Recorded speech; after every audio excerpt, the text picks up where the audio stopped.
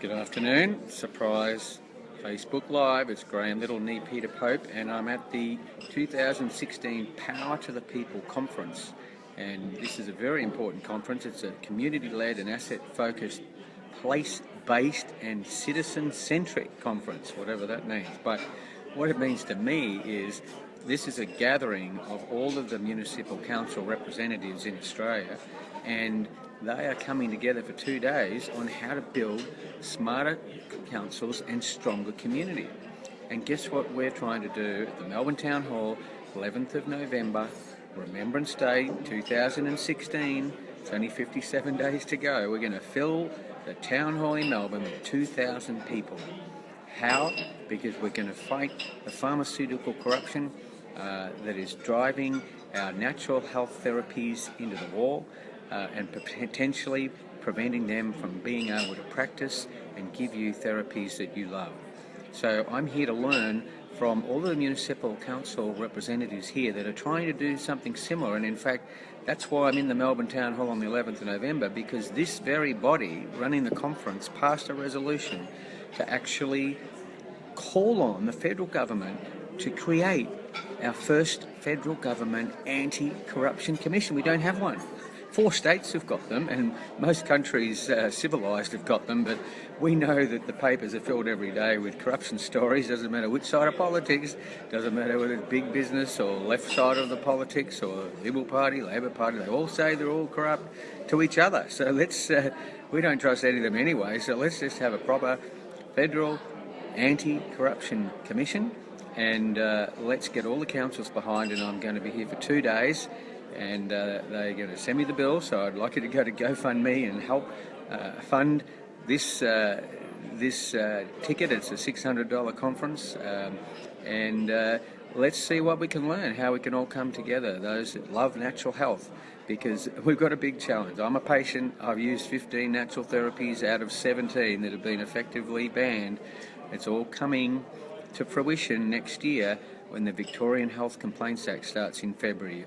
You'll then hear all about it. You don't hear anything about it now because they don't want to give me any airplay. They don't want my theory to be given any weight at all, because they're waiting till the Victorian government finally commences the act, which says that if you're a natural practitioner, you are not allowed to make any claims unless you can substantiate them, that they've already put a handcuff on you. So when you're called on to justify what you do for patients like me, the federal government's already ruled there is no clinical efficacy associated with 17 natural therapies, 15 of which I use, and I'm a track master cyclist. I need them all to keep my body going at 61 at the speed I need to, over 2 kilometres at the velodrome.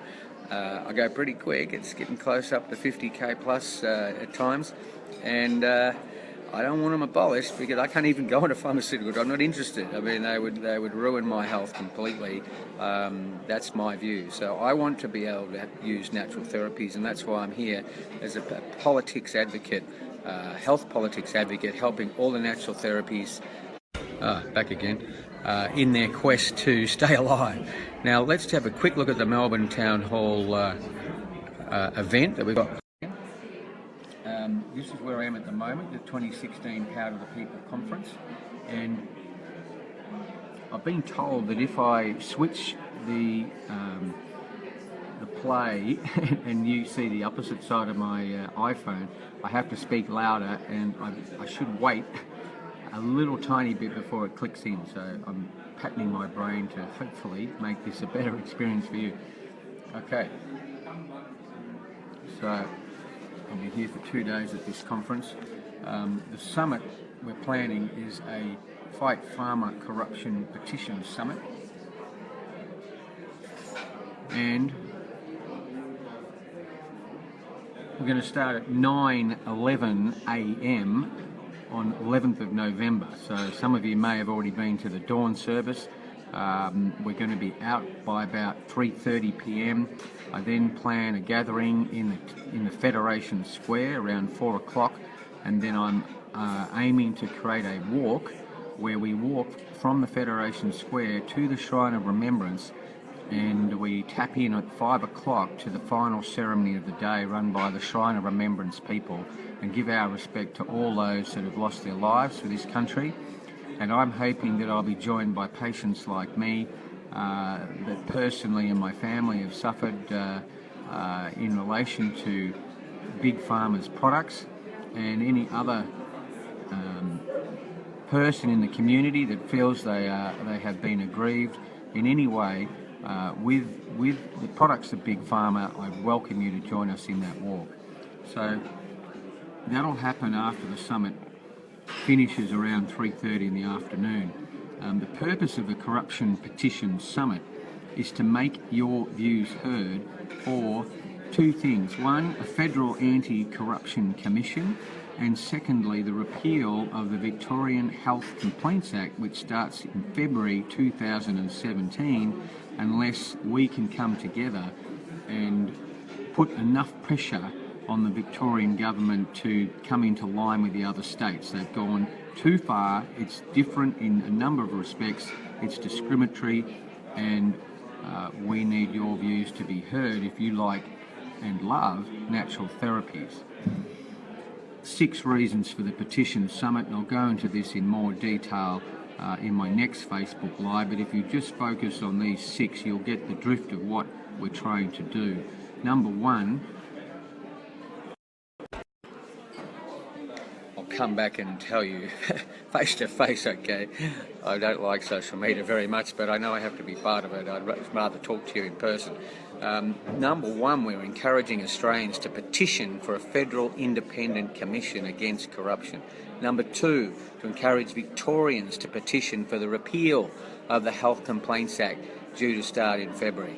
Number 3, how we can fight corruption and benefit your personal and your family's health and your freedom of choice and your quality of life. Number 4, how corruption stifles small business innovation. I've been a venture capitalist for 20, 30 years. I've done my life through that. I've met so many entrepreneurs. One of them is actually the chief scientist, Alan Finkel, brilliant entrepreneur. Corruption advantages big corporations. We read it every day. Therefore, someone is disadvantaged. It is small business. Okay? Corruption stifles small business and innovation. So anyone supporting that, if you put your head in the sand and think there's no corruption out there, it's a very, very major issue. Finally, what's the key to fighting the pharmaceutical corruption in particular? I want to focus on that because no one talks about it. Everyone's scared of the farmers.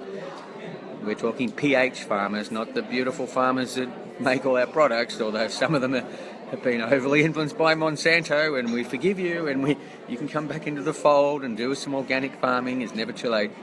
And the 6th reason for holding this petition summit is how Australia in particular can best fight corruption and what your role is in that. Every one of us has a role. We all have our own role to play. If we do nothing, think about where it's going to go.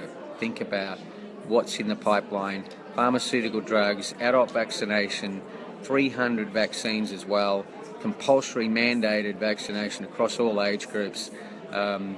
We've got my mother in a dementia home went from 0 drugs at 88 to 8 drugs in 6 months, including 2 antipsychotics, two painkillers, and just a ridiculous array of drugs. Ended up in a wheelchair. That's why I'm here. I'm doing this for my mum mainly now. I've got her photo on my phone. I look at her every day. She died 3 months ago. We extended her life at least a year by getting her off these banned antipsychotic drugs. Always banned, Risperdal, right? Always banned in the US for dementia. Why did they give it to my mum? Okay? Why am they giving it to your mum? Or your friend's mum? Why? Why is dementia number 2 killer in Australia? Why are we now going to give $200 million to understand what's causing dementia? Get people off the drugs. Our brains are being frazzled. My mum ended in a wheelchair in 6 months, paralysed. Have a look at the side effects of Risperdal, this antipsychotic. Have a look at what the FDA says about Risperdal and ask your politician, why do we always approve Risperdal for dementia since 2003 or 2004 until I got involved last year and they banned it for my mum's condition? Behind closed doors, no petitions, no nothing. They know they are killing the elderly. They know it. They panic. We are going to put them under a lot of pressure publicly now. It's enough is enough. There is a black box warning in the US from 2005 that Risperdal, an antipsychotic, has a death risk for dementia. We never told the public. We still don't tell the public. They still are allowed to give it in dementia homes for a short period of time for Alzheimer's disease, part of the dementia spectrum. They banned it for my mum's condition, vascular dementia, and they banned it for mixed dementia, which is a cross between Alzheimer's disease and vascular. I mean, I doubt whether they really know what the difference is, to be honest. I bet you there's no test. So we're here because I can tell you there's another 700 drugs in the United States of America with a black box warning, and we don't tell you in Australia. We have a different system, Minister Lay told me in writing. We follow UK and Canada. Well, maybe we do when it suits Minister Lay and or other federal politicians, funded by whoever, we don't know. Foreign corporations is a loophole. The electoral officer said we don't necessarily have an ability to enforce the political donation laws. I'm sorry, they don't have a system, okay? They admitted it. So I can't find a lot of evidence of Big Pharma funding political campaigns. Maybe that's because we're not following it up. So we need an anti-corruption commission. And why the Municipal Association of Victoria holding this conference I'm at right now is important, is because guess what they resolved, okay? I'll flip back and I'll show you what they We're going to resolve at the summit for Australian citizens to successfully petition for a federal independent commission against corruption, because that aligns with the Melbourne City Council's resolution in May 2016. And in addition, it also aligns with 79 Victorian municipal councils, the MAV, right, Municipal Association of Victoria, which is holding this very conference I'm going to be at for 2 days, meeting all the representatives. They resolved it as well on the 13th of May. This is what they resolved. Support the establishment of an independent federal government agency with a specific mandate to investigate, to expose, to prosecute corruption in areas of public administration directly overseen by the federal government, including the conduct of federal members of parliament. That's what we'll be doing at the summit on the 11th of November. This is a call to arms. You have a role, I have a role, every council member has a role. We could get all the councils in Australia behind this resolution. That's why I'm here. I want them all behind.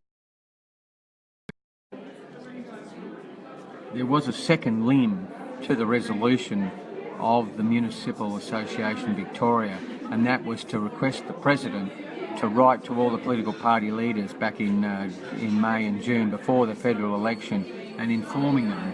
So they're on notice, we're on notice, and the reason why the Melbourne City Council was concerned enough to go out on a limb in the middle of a federal election campaign was to scrutinise federal politicians and their public servants, and because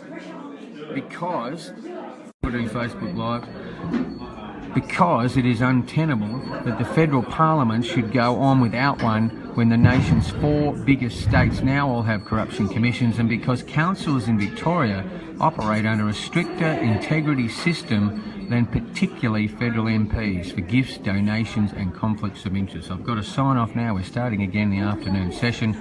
Tune in, focus on what we've put down, and let's make this summit something special and something we can build on. Signing off. Graham Little Knee Peter Pope. Go to www.fightpharmacorruption, that's PHARMA.com, fightpharmacorruption.com. If you feel you'd like to donate to help this summit happen, we're going to need a lot of money and a lot of support and a lot of volunteers. So check it out, be informed, ask questions, be a devil's advocate, suggest something that you think could add to the mix, and we'll talk again soon. Bye now.